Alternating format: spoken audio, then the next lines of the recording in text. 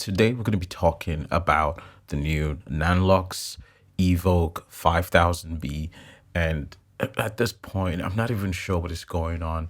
All of these companies are just coming out with ridiculous amount of gear, and it's super interesting for us as filmmakers, but let's really look at this light from a very constructive perspective. And I want this to feel like a conversation, not necessarily trying to sell you something. Straight away, I will start by saying that this light is not for everyone, but this light offers a very interesting perspective into the future direction of this industry as a whole, and more so because I'm an advocate of please invest in lights. Let's talk about this light. So just straight off the bat, this light is a very new tool for tough conditions. And I think that is what I would describe this at. It's built for tough conditions. Basically, it is the first 5,000 watts stormproof LED bicolored spotlight. You get a light that covers from 2700 to 5600, I believe, no, to 6500 Kelvin, and it has a green and magenta adjustment all in one package. Now, the thing to know is that the design of this light, the lamp head, the control unit, and the power supply, everything comes together. So basically it weighs about 4.3 kilograms, which once again makes sense because of the power. Why is Nanlite or Nanlux doing this? I assume that's still the same company. The thing is that I feel like they're building a tool that solves big onset challenges, and the keyword here is big and onset challenges. So basically this thing works, it is designed to work in very harsh weather, thunderstorms, rains, sand dunes, whatever. I assume that Dune is probably going to be reaching out to them and be like, hey, where were you when we were making Dune part 2?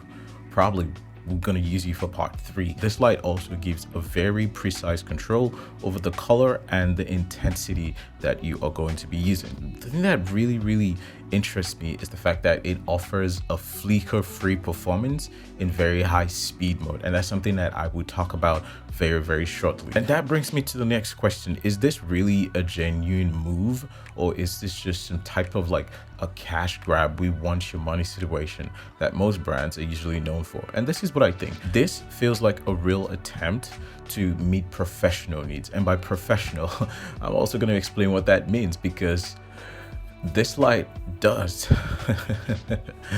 it's pricey. But basically Nanlux is not just trying to sell you a light, and I think this is evident by the price point that they've put this thing at. They are really looking to offer a strong all-in-one solution that will be able to match up competitions against brands like Aperture. I'd even put Ari up in that conversation as well. I feel like with this light, they are starting to position themselves as serious competitors in the professional range. So that brings me to the question, who is this light for? Well, first of all, this light is not for everyone. I think if you're making YouTube videos, if you are on a medium budget production, go, like, don't even think about it. This light is going to be targeting filmmakers who are working in serious high-end and demanding outdoor and studio environment. Basically, if you are a production company that is looking for a reliable high output lighting in tough conditions, you should be looking at this light. It is by no means meant for the casual users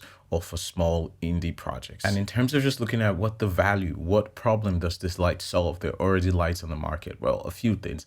Besides the fact that it offers 5,000 watts of power and just giving you all that output, it does offer a few other things. The first one is that it handles long and harsh weather conditions because of its stormproof design. It's rated at IPP66, something like that, which is higher than the Ari Sky panels. Another thing is that it saves time by combining all the multiple functions into one fixture. So you don't have to think of tearing this down, removing that. Everything is already made into one fixture. It also reduces issue like flicker and inconsistent light output in high-speed filming. So if you are a product videographer, if you do events, if you do band concerts and things like that, there's a very strong argument for this light in those use case scenarios. And it gives you the flexible control over the beam angle and just like the color temperature on the fly because of the remote unit that it has. Oftentimes brands come out and they bring up all of these features and we're left wondering, okay, what exactly am I going to be using this thing for? Why is this justifiable? What is the point of this?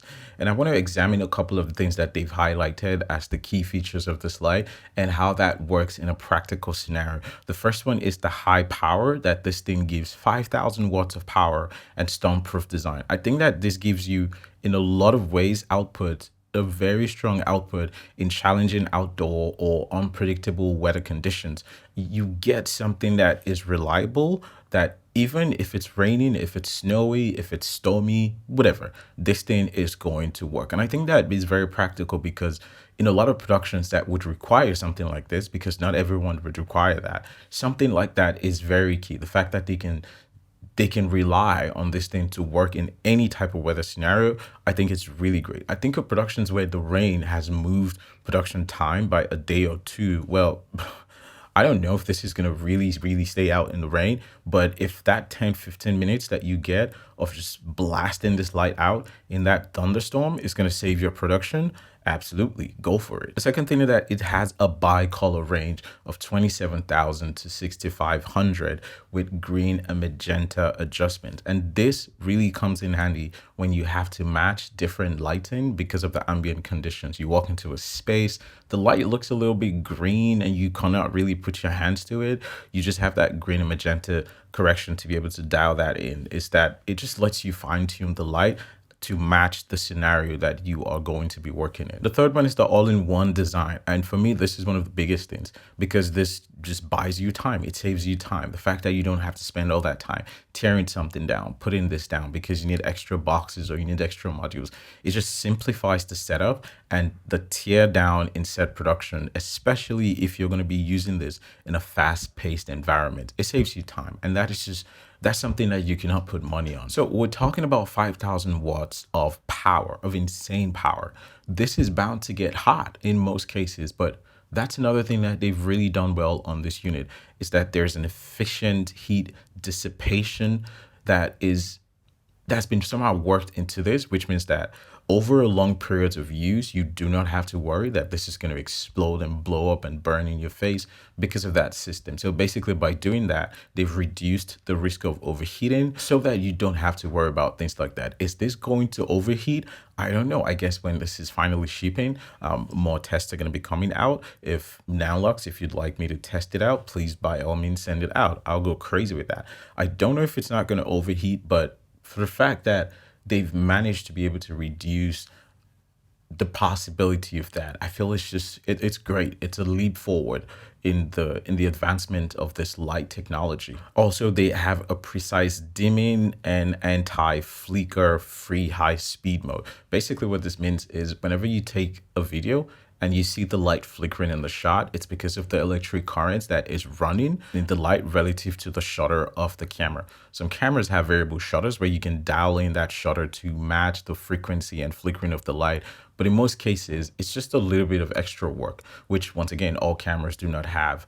Well, for people that might be buying this light, they possibly have those variable shutters in the cameras, but it just makes sense that this light is flicker free. Once again, for the price, it means that whether you are filming anywhere, you won't have those shutter flickering on your shot. And I can see a very good use case for this would be if you are filming volumetric.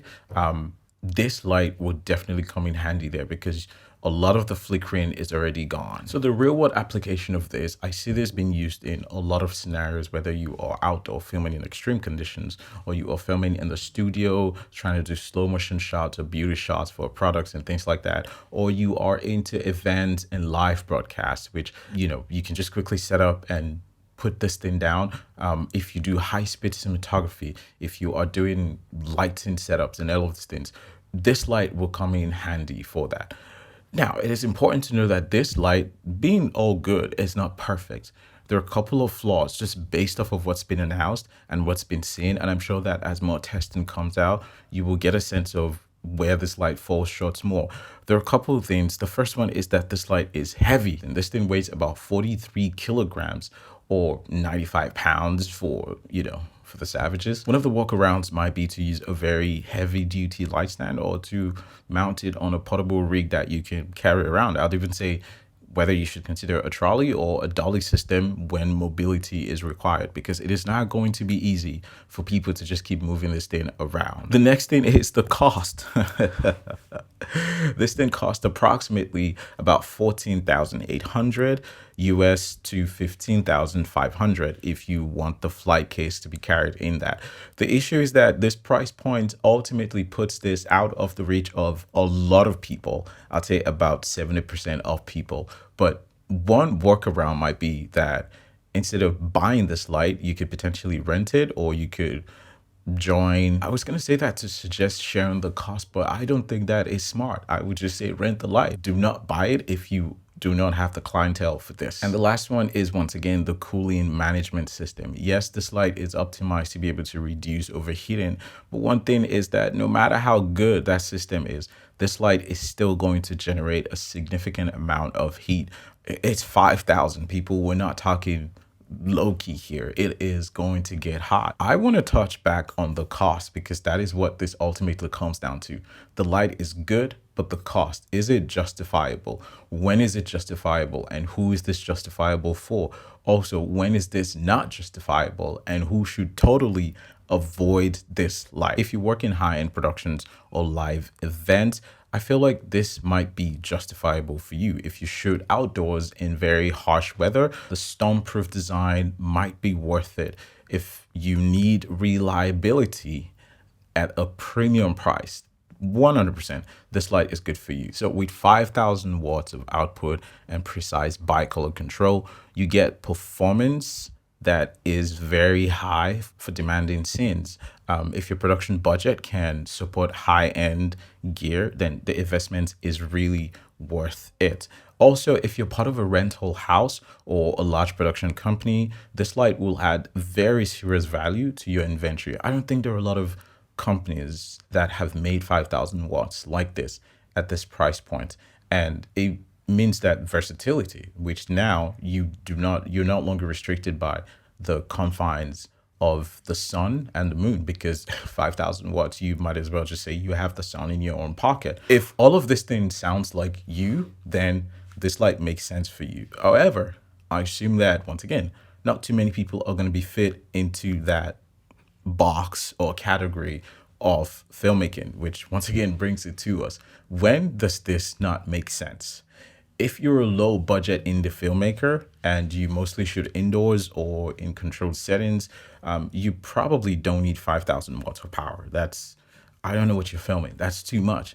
If the cost is too high for productions that don't demand such extreme output, then you should not even be looking at this thing at all.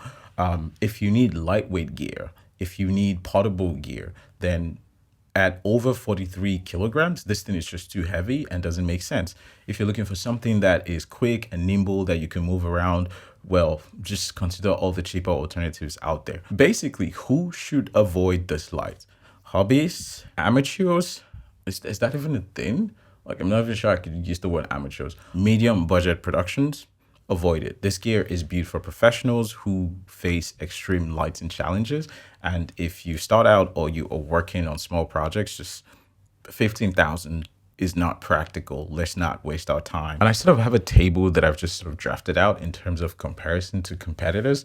And I think that currently on the market, in terms of with this price range and what they offer, just comparing this to, like, I'll just put the table up here, and the one I really want to focus on is the Iris Sky panel at 10,000 relative to the Nanlux that is at 15,000. Yes, it costs an extra $5,000, but look at what it offers in terms of the output. For the Iris Sky panel S60C, you get 800 watts, whereas the Nanlux gives you about 5,000, which is almost 7 times the amount of output that you get on that. Also, this is rated at IP66, whereas the Sky panel is rated at 65. One of the advantages of the Sky panel, though, is that it is RGBW and it ranges from 2,800 to 10,000, where the Nanlux is just rated at 6,500, from 2,700 Kelvin to 6,500. So once again, if you start to look at the market and see what is currently on the market, you start to really appreciate the landscape as to how things are moving in the camera industry, the lighting industry. Things are starting to become more affordable, but pack a ton of features. And I sort of made that comparison video where I spoke about Ari's Super 35 base model system and the Blackmagic system. And you can watch that video up on the channel, but it's a good time to be a filmmaker. So to be more specific in terms of the target audience for this thing, I'd say one, professional cinematographers, people who require powerful, versatile lighting solutions for large scale productions. And Dune just comes to mind. I think that this would have been a great light for the Dune production. Rental houses, businesses offering high-end lighting equipment to clients. Make this, you are going to make your money back in a couple years, I hope. High-end studios where you are filming things in complex lighting for film and television, VFX studios, LED studios, they will be amazed at what they get with this light. In conclusion, this light is a very, very strong addition to the lighting industry overall, and it offers unprecedented power. Very, very unprecedented. I don't think that there's any light that comes close LED in terms of this output, which is great. And I feel like it's interesting to see the direction at which the market is going. Let me know if there's any other type of gear that you would want me to make a constructive review of. And if there's something that you want me to talk about, please leave them in the comment section. Remember to subscribe, like the video, and share. It really helps when you do that. No, honestly, for real, it really helps. I want you guys to subscribe and like the videos. Apparently, I never asked that in my videos, but I guess why not? That's the way that you can support me to keep making this types of content. I'm also on Instagram, and you can follow me there if you like. We could chat about these things and just, catch up. But once again, I just want to have honest conversations where I don't want to do bullshit. This light, once again, am I going to recommend this to people? Maybe 20% of the population. The remaining 80%, we don't need this light. I don't need this light. It's 5,000 watts. What am I going to do with that? I don't have that type of project yet. Maybe I will in a couple months, but for now I don't. So that is not a light that I'm going to recommend to most people to buy. It's a very niched product for a specific type of consumers. And with that being said, guys, let's keep making things. It's an amazing time to be a filmmaker. In the voice of Bernie Sanders, I'm once again asking you to invest in lights. Appreciate that.